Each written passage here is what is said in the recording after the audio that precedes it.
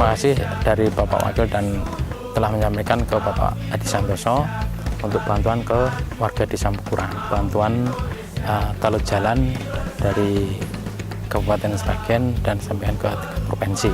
Jadi sekali lagi kami ucapkan banyak terima kasih atas bantuannya tersebut.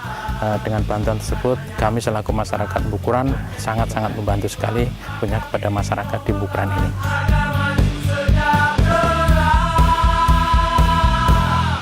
PKS menang.